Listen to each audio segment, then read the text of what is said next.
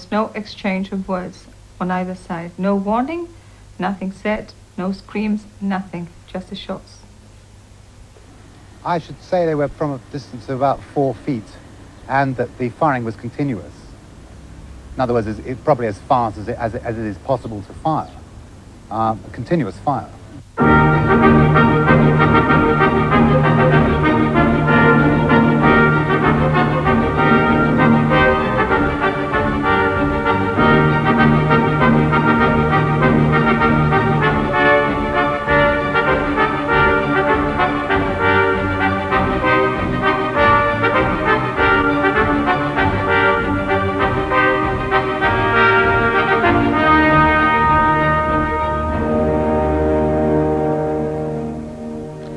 Good evening.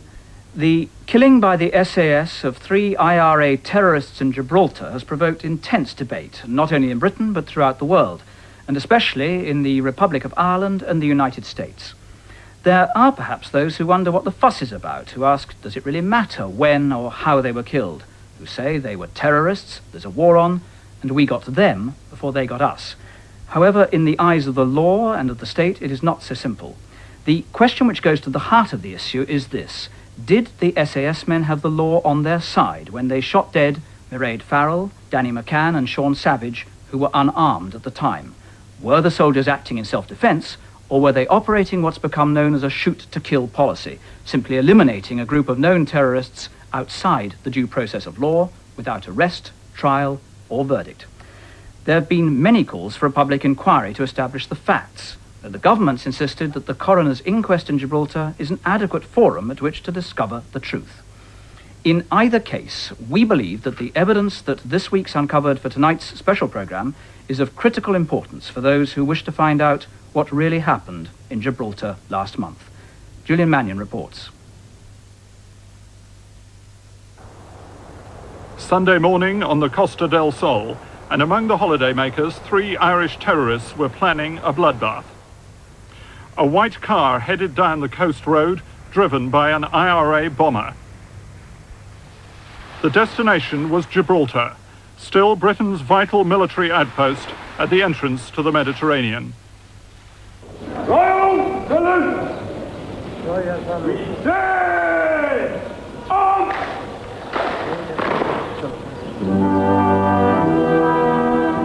The IRA have admitted that their plan involved explosives, and all evidence suggests that the target was a ceremony that is a symbol of British tradition on the Rock and a major tourist attraction.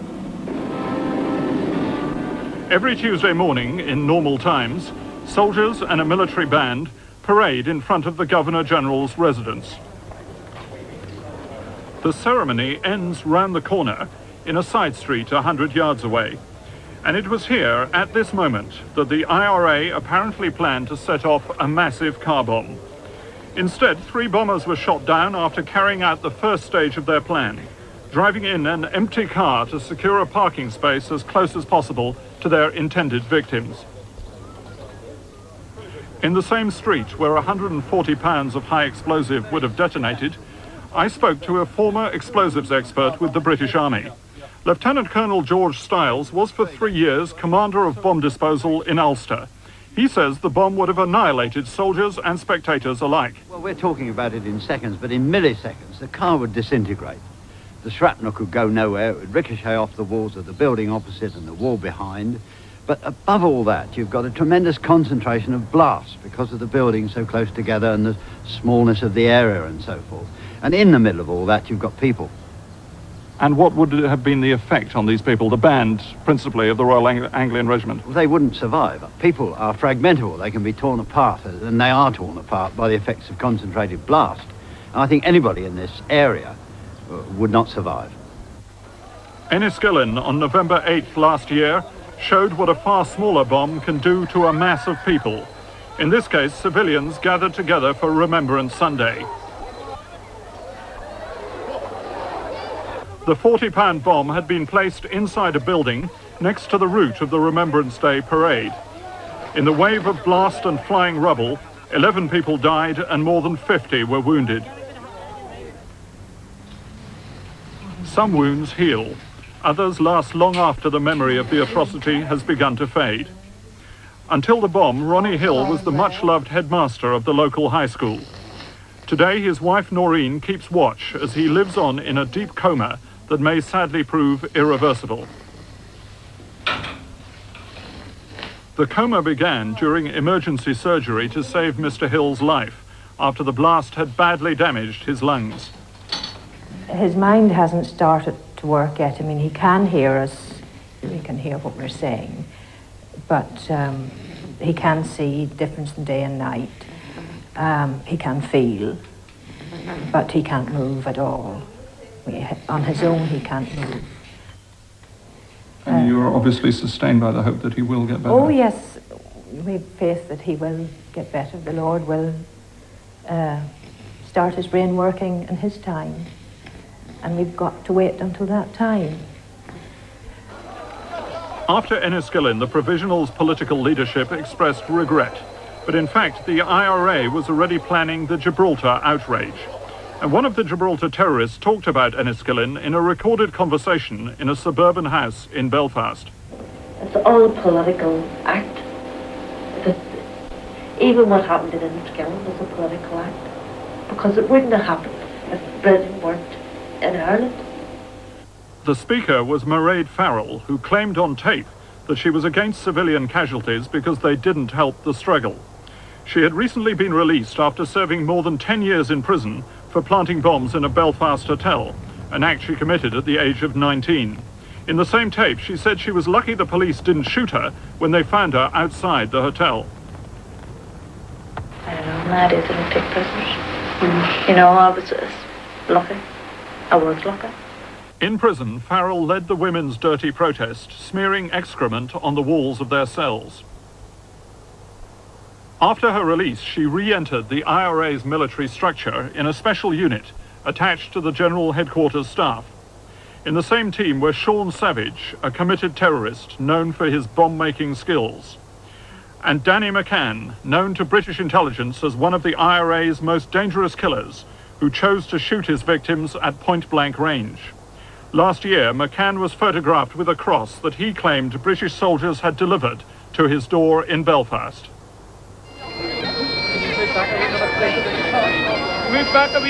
These were the 3 terrorists who came back dead from Gibraltar. It's now clear that their unit's mission was to strike a major blow to revive IRA morale. Instead, they were tracked and died in what seemed a stunning military success for British forces. But in the way of Northern Ireland, that success is already turning sour, soured by the violence of the following days and by the questions that still surround the deaths in Gibraltar. Were the terrorists, as some have charged, executed? They put their hands up when they saw these men with the guns in their hands, but they couldn't say anything. There was no interchange of words. It was just shots. Once they dropped down, one of the men, this man who still had the gun in his hand, carried on shooting. He bent down and carried on shooting at their heads.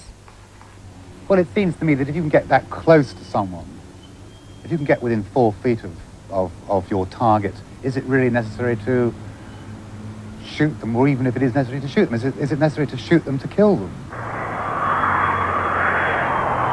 It was on November the 5th last year, 4 months before the shooting, that the IRA operation in southern Spain got underway, arriving at Malaga Airport a member of their special headquarters unit.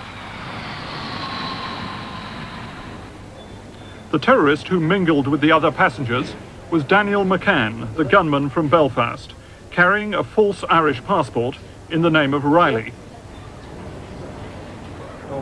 As he went through passport control, he appeared to slip through routinely, but in reality, Spanish security police were already watching for him. It turned out that McCann's destination was Torremolinos. In fact, the first tip-off that helped to locate the Irish terrorists here on the Costa del Sol came from London. I'm told that the Spanish police had received a message from the British authorities warning them that an IRA group could be trying to operate on Spanish soil. The message included a list of names, together with descriptions and possible aliases. At the Ministry of the Interior in Madrid, The decision was taken to help the British as part of an agreed European strategy against terrorism. Between the EC countries, we share the same approach to democracy, to freedom, and to terrorism. So, although there is an obligation, a strict obligation, it is quite clear and understanding what is the terrorism, how to fight against.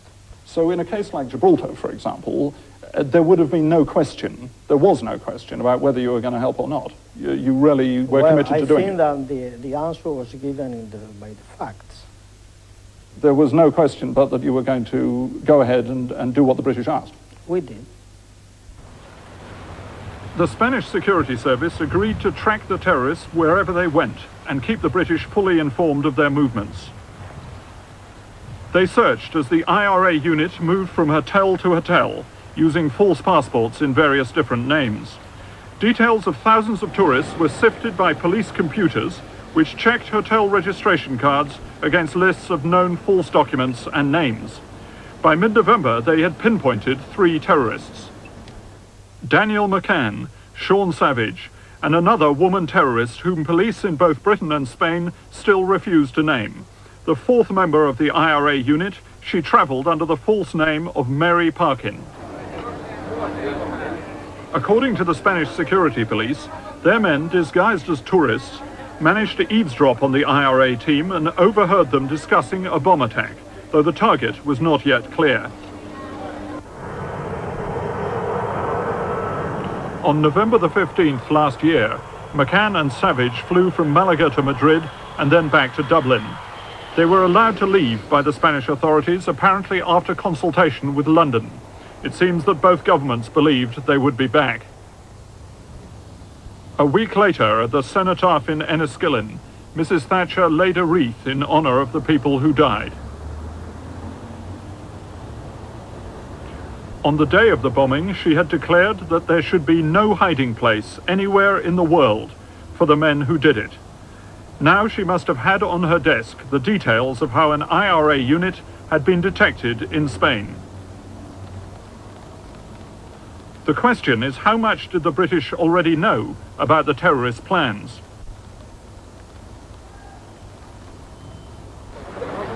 One clear hint came on December the 9th, 3 months before the shootings in Gibraltar, when Home Secretary Douglas Hurd met with the interior ministers of the other EEC countries in Copenhagen. He warned this meeting of what is known as the Trevi Group on Terrorism, that the IRA might be preparing to attack British institutions on the continent. In Gibraltar, just the day before the Home Secretary's speech, an unusual event provides another clue. The area where the parade normally takes place was suddenly closed for a facelift, just as it is today. The announcement that guard mounting was suddenly suspended so the guardhouse could be painted was made just the day before in the Gibraltar Chronicle. Was this coincidence? Not according to George Stiles, who has long experience of counter-terrorism. I would like to say that it was a part of our planning. We stopped the parade, therefore there's no target, therefore no bomb is going to come. It seizes the initiative for a time being from the enemy. Now let's turn the parade on again when we are ready to contain a possible situation that will arise. And in a way, it will confirm to us that we're right in the intelligence we've gathered from them, that they are still intending to blow up that parade on that day, in that place.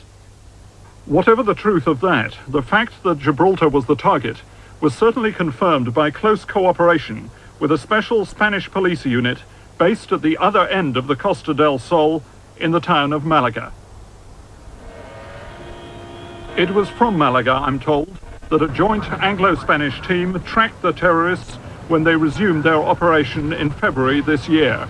At police headquarters, officers from Spain's crack anti-terrorist squad worked with security officials from Britain. They will give information to the Spanish police, and it is the Spanish police just to follow people and just to make any action on the Spanish side.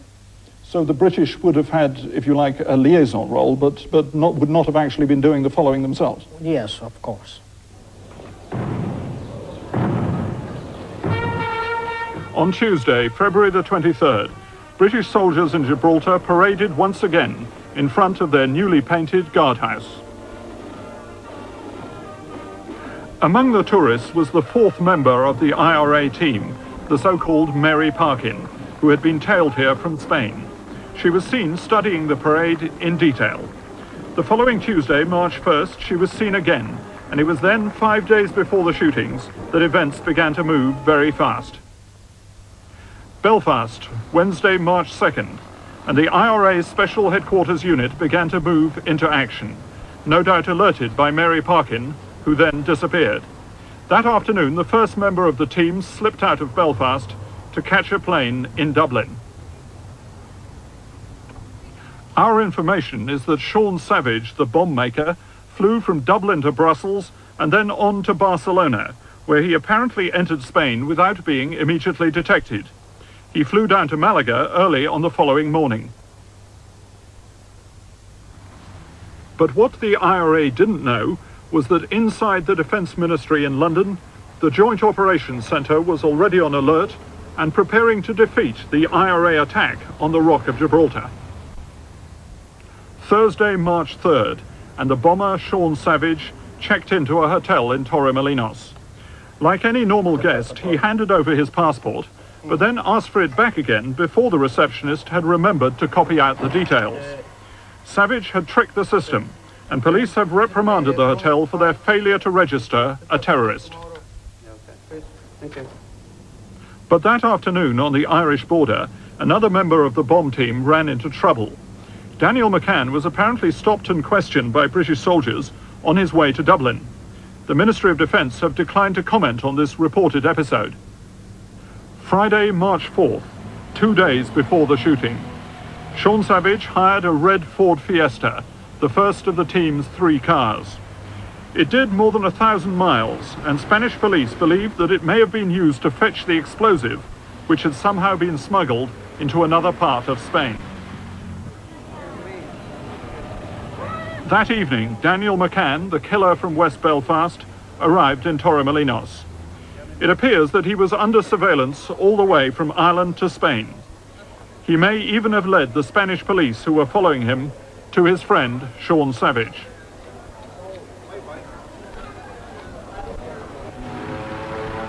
Saturday, March 5th, and the Hotel Escandinava was where McCann and Savage were now staying, just 1 day before the shooting. They had checked into this room late on Friday night, and from now on they were under constant surveillance. But the Spanish had completely missed one member of the team. Then, at 12 noon on Saturday, I'm told that an urgent message from London arrived at police headquarters in Malaga. It said there is another terrorist, and her name is Mairead Farrell. On the basis of this British tip-off, the Spanish police began to hunt for her. Sunday morning, March 6th, a car hire firm in Marbella, just 5 hours before the shootings.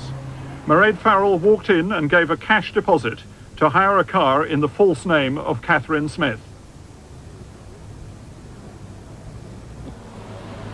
A few minutes later, she drove the white Ford Fiesta into an underground car park in the center of Marbella. She drove it down to the lower level, which is deserted on a Sunday morning. Police are working on the theory that the red car containing the explosives was already parked here, and that Mairead Farrell now transferred them to the white car, which had been hired with a fresh passport in a new name.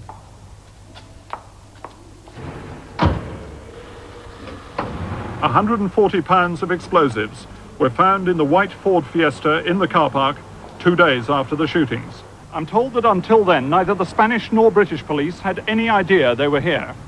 On the final Sunday of the operation, it was this vital question of where the explosives were hidden that came to obsess security officials in both Spain and Gibraltar. While Mairead Farrell and the bomb were apparently out of sight, McCann and Savage had set out from Torremolinos, watched by the police. They met up with Farrell in Marbella, and the IRA team then set out for Gibraltar in 2 separate cars, both under surveillance.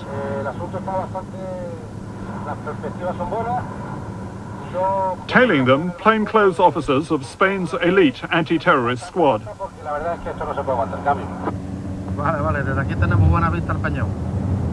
The first IRA car was a white Renault 5 driven by Sean Savage. Later, police reported the red Ford with Farrell and McCann. Each car was expertly tailed with a system the Spanish police demonstrated for us on the same road that the terrorists took that Sunday. Up to 4 police drivers follow each suspect, constantly interchanging in order to avoid suspicion.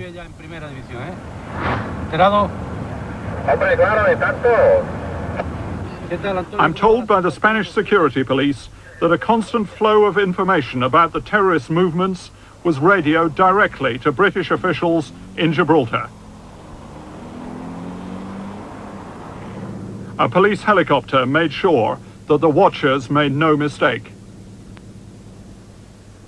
The tempting target, symbol for the IRA of British imperialism, had become a carefully prepared trap.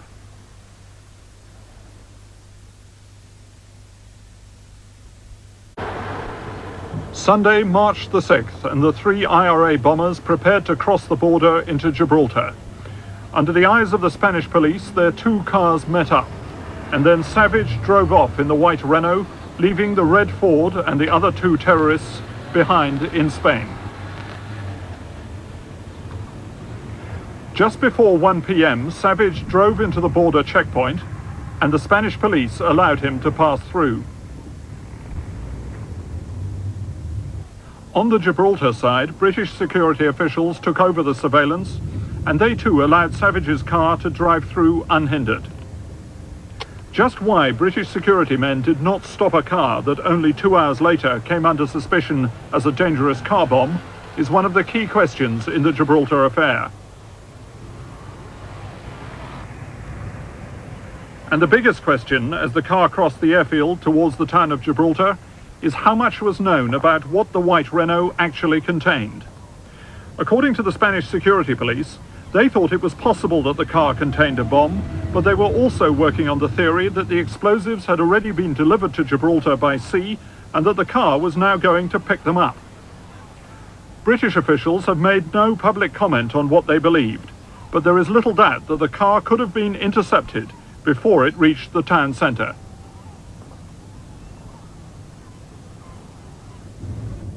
Instead, Savage drove on, apparently unaware that nearby British troops, including SAS men, were lying in wait. Under surveillance, he drove into the street where the Tuesday parade ends and parked his car beside the ancient city wall.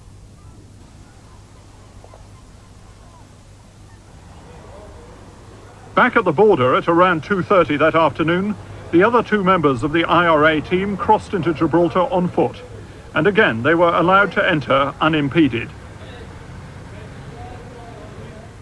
In a street near the parked car, they met up with Savage, and then at around 3:30 they all left the area on foot, leaving the parked white Renault behind them unattended.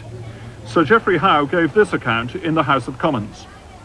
Their presence and actions near the parked Renault car gave rise to strong suspicion that it contained a bomb, which appeared to be corroborated by a rapid technical examination of the car. In fact, the car was later found to contain no explosive device, and according to an expert, a rapid examination should have shown that there was no significant bomb in it. George Stiles ran bomb disposal operations in Northern Ireland during his tour of duty there. Well, I'm sure that the army bomb disposal man was somewhere near and observing the scene, and when the white car came in, he would be told that that's the terrorist bringing in the car, and I'm sure he would have quickly seen that it carried no significant weight of explosive. How would he have seen that? Well, the posture of the car on its springs is dictated by the weight it's carrying, and if you put 100 weight of cement in the boot of a car, which is about car bomb size, it shows. Agreed, there could have been a smaller bomb inside it, and I expect the bomb disposal man anticipated such. He would have probably said, this hasn't got a significant bomb in it, but I'm going to treat it with care. A photograph of the real car taken that day appears to support that view. It shows it riding high on its springs with no load over the wheel arch. At around 3:30, the terrorists began to walk back towards the border. It's now believed that the next phase in their plan would have been to bring in the real car bomb. They would then have put it in their parking space in time for the parade on Tuesday. They left the old town and were more than a mile from the parked car when Farrell and McCann, 100 yards in front of Savage, reached a petrol station which was closed on Sunday. Then suddenly a burst of shots rang out, and in less than a minute all three terrorists were dead, shot by the SAS. In the House of Commons, Sir Geoffrey Howe gave this account of what happened. On their way towards the border, they were challenged by the security forces. When challenged, they made movements which led the military personnel, operating in support of the Gibraltar police, to conclude that their own lives and the lives of others were under threat.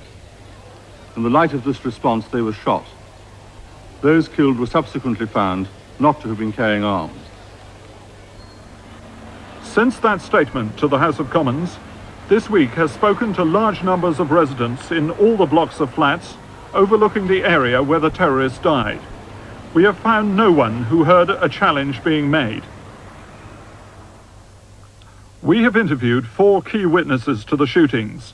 Their accounts raise serious questions about what really happened that afternoon, for they say that the British soldiers opened fire without warning, and none of them saw the IRA bombers make any threatening movements. The first witness is a housewife, Josie Salicia, whose flat is on the 2nd floor, opposite the petrol station. Well, I saw these two couples, and I was staring at the man, because he had spiky, blonde, short hair, you know. Then all of a sudden I took my sight off them and looked at their adventure playground. Suddenly I heard 2 shots. There were about 2 shots. So I was just looking from where that came from. And all of a sudden I saw the woman and, you know, the couple on the floor. What Josie saw in the first seconds were the terrorists, but little of the SAS men who shot them. But our second witness had a different view with what seems to have been a more complete picture of the shooting.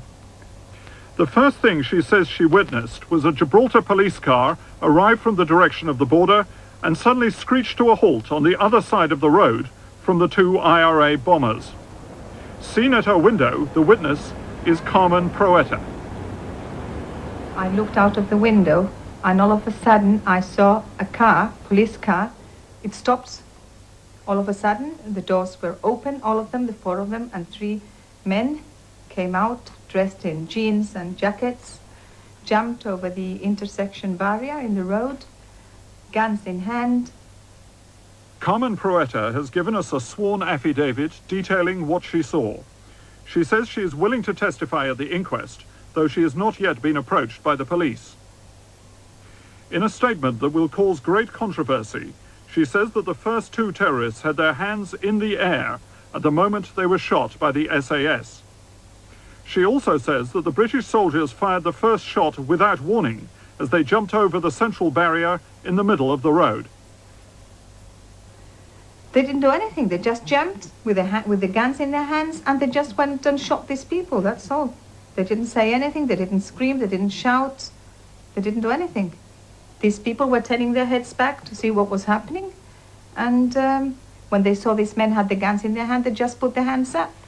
It looked like the man was protecting the girl because he stood in front of her, but there was no chance. I mean, they went to the floor immediately, they dropped.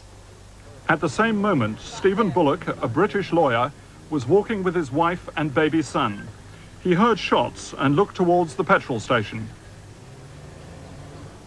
Outside the petrol station, I saw a man who I'm fairly sure was wearing a bright yellow short-sleeved shirt, standing with both hands outstretched, holding a gun like this, and firing very rapidly into another man with blonde hair, wearing a white shirt, who was falling backwards with his hands like this, and falling back almost in slow motion. He went right down, and the firing continued. He was still being shot at as he went down. And the moment these shots were being fired into him, how close were the 2 men together? About as far as I am from you. Say 4 feet.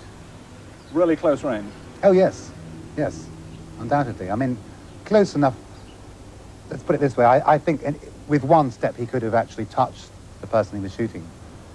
Looking from her window, Josie Silesia saw the terrorists on the ground and an SAS man still pointing his pistol at them.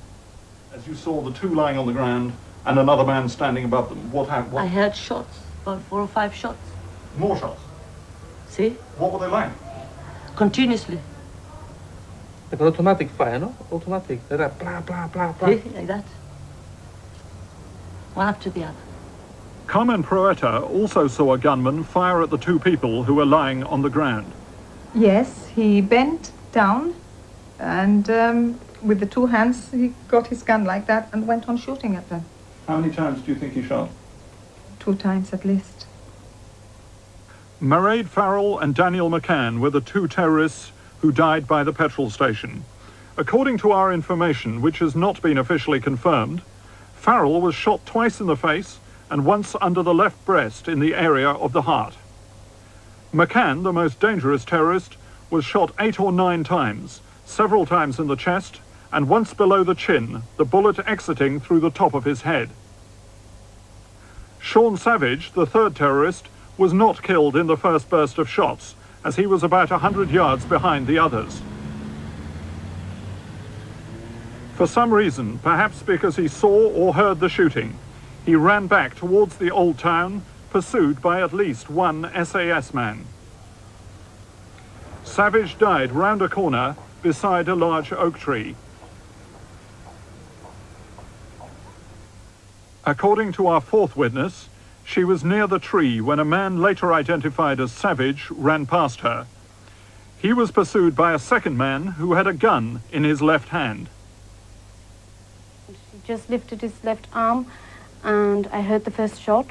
It was then when I looked back and saw the other man that was running fall back as the other man continued shooting at him.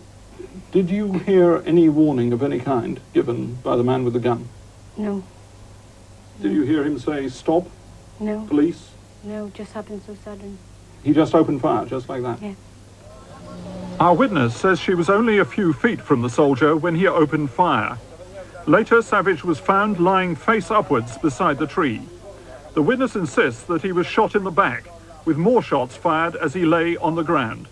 I looked back and I saw the other man that was running just being shot and just fall back. Fall backwards? And he was bouncing on the floor when the other man continued shooting at him, about 3 or 4 shots more, and I thought he was dead. You mean you saw the man who was shot in the back? Yes, through the back. At this point, the female witness ran away, but we have obtained a dramatic account of what allegedly happened next from another witness who was in a car only a few yards back. Also wishing to protect his identity, he has given a detailed statement to a lawyer representing This Week. The man on the ground was lying on his back. The man standing over this man had his foot on the man's chest. I could see that he also had a gun in his hand. I then saw the gunman point his gun deliberately at the man that was lying on the floor and fire 2 or 3 times into him at point-blank range. I was horrified by what I saw. Our information is that the bullets that killed Savage were fired into his neck. Only the pathologist's report at the inquest can establish what range they were fired from. A vital question is why the terrorists were not arrested. Was minimum force used? The yellow card rules in Northern Ireland say a soldier may only fire at a person who is likely to endanger life, and there is no other way to prevent the danger. For a fuller legal definition, we asked George Carman, a leading QC. The general rule of law is very simple to state. Such force as is reasonable or reasonably necessary to prevent crime in order to defend yourself or to defend others is justified in law. But quite obviously, having stated the general principle, everything turns on the particular facts of the case. At the one extreme, there is no unfettered license to kill. At the other extreme, extreme danger requires extreme measures to be taken. The Renault car in the centre of town was the basis of fears that there was extreme danger to the public. It was suspected that the car contained a bomb. In the week following the shooting, several newspapers carried stories based on Whitehall briefings suggesting that the terrorists could have suddenly set off a car bomb by radio using a miniature device concealed in pocket or handbag.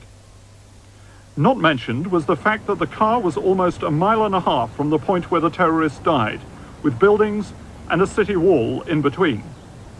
We asked George Stiles if a remote control explosion had been a possibility. Well, I would say very unlikely indeed. There's so much building work and the undulations of the ground and so on. I doubt if they could ever set that car, the white car, off from the other side of the tunnel. And, you know, it just on the rock there's all sorts of radio waves going about. If they could send a signal, I think it would be swamped anyway by the other communications. Last week we asked the Ministry of Defence in London if the IRA has ever set off a radio-controlled bomb at a range of more than 1 mile out of line of sight. The Ministry declined to comment, giving the forthcoming inquest as their reason. Another strange fact is that according to the Gibraltar police who were involved, the area of the Renault car was only cleared at 4 p.m, after the 3 terrorists had been killed, and at least 2 hours after the car was parked. It will no doubt be argued at the inquest that these facts leave out the uncertainties, confusion and fears that often dog military operations. And under the law, the soldiers involved will only have to demonstrate that they held a reasonable belief that the terrorists represented an extreme danger. And it could be argued that a threat to life was posed by the nature of the terrorists themselves. All 3 had violent records, and McCann was known to be a deadly killer. There was a possibility that he or the others was carrying a concealed weapon, and their reactions, if challenged, could not be predicted. Sir Geoffrey Howe told the House of Commons that when challenged, the terrorists made movements which led the soldiers to conclude that their lives and the lives of others were under threat. But in her most controversial statement, witness Carmen Proetta, who saw the deaths of Farrell and McCann by the petrol station, says that the incident began with the sound of a police siren and that there were no threatening movements from the terrorists. No.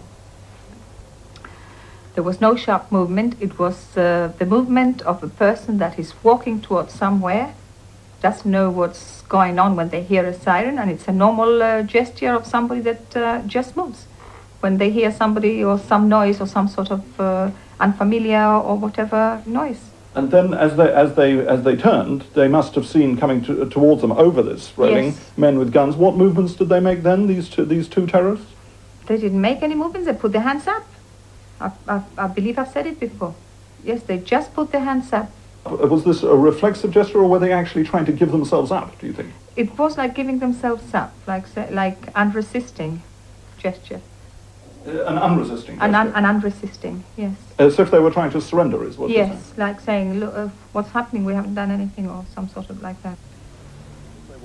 Well, this is the killing ground. This is George Stiles, who is also a ballistics expert, believes that what Carmen saw could be explained by the impact of bullets travelling faster than the speed of sound, striking the terrorists and throwing their hands in the air. But reviewing the shooting as a whole, he believes that a clear-cut decision was taken to eliminate the terrorists as cleanly and safely as possible. I look at the whole piece as being 2 active service units waging war, and thank goodness our side won. The battlefield was one of their choosing in the first place, that is the general community, and I think it would be reckless for the security forces to have tangled with these people who may well have been armed, as we've seen on other occasions. So taking them out quickly, cleanly, and without other people getting hurt, that seems to be the only way. What is important on the one hand is that Her Majesty's government take all proper effective steps to stamp out the scourge of terrorism, and I imagine that's beyond dispute. Equally, on the other hand, it is important that the measures that are taken, however extreme and necessary they are, fall within the rule of law, which governs us all. Because even the activities of soldiers or police officers who have to face the awful problem of terrorism has to be conducted within the framework of the rule of law. So of course it is desirable that there should be a full examination of what actually occurred. Our inquiries into the shootings in Gibraltar have revealed a number of important and troubling issues. No independent witness has told us that they saw or heard the security forces challenge the terrorists. Carmen Proeta has sworn in an affidavit that she saw 2 of the bombers shot with their hands in the air. Another witness says she saw the 3rd terrorist shot in the back as he ran away. 2 witnesses say that they saw the terrorists being finished off while they lay on the ground. And deeply disturbing, George Stiles, an acknowledged expert on bomb disposal, says that the security forces should have known within minutes of examining the white Renault 5 that there was no significant bomb in the car. Clearly, all these questions require deep and complex investigation to establish the truth, but doubt remains as to whether that will happen. One reason for disquiet is the role in the shootings of the Gibraltar police. They apparently drove the SAS men to the scene and certainly took them away again minutes later. One question is whether the police force that helped to carry out the operation is the right body to investigate it. Another question concerns the nature of the coroner's court, where this highly controversial inquest will eventually take place in this small outpost of empire. The court can produce a wide range of verdicts, including, in theory, homicide. But Mr. Felix Pizzarello, the coroner, would be the first to admit that both his experience and powers to investigate are limited. The Prime Minister has declared that his inquest is where the facts should be established, but a leading QC has doubts. The coroner's court is a perfectly proper place to investigate ordinary fatalities. But where great public interest and matters of public importance are involved, such as this case that you've been talking about, it seems to me desirable that some senior judicial power, such as a High Court judge, would be much more appropriately appointed to investigate a matter and preside over an inquiry of this kind. Do you believe this case is so important that the government should actually consider such extraordinary steps in order to clarify the facts? It's not for me to advise Her Majesty's government as to what steps they should take. But clearly from everything you say, the programme indicates that there are serious, important public issues involved. And speaking as a lawyer, one is always anxious that where there is contest on the facts in such important areas, they should be properly and efficiently investigated. That report by Julian Mannion was made, as you may have detected, without the cooperation of the British government, which says that it'll make no comment until the inquest. As our film contained much new evidence, hitherto unavailable to the coroner, we are sending the transcripts to his court in Gibraltar, where it's been made clear to us that all such evidence is welcomed. From This Week, good night.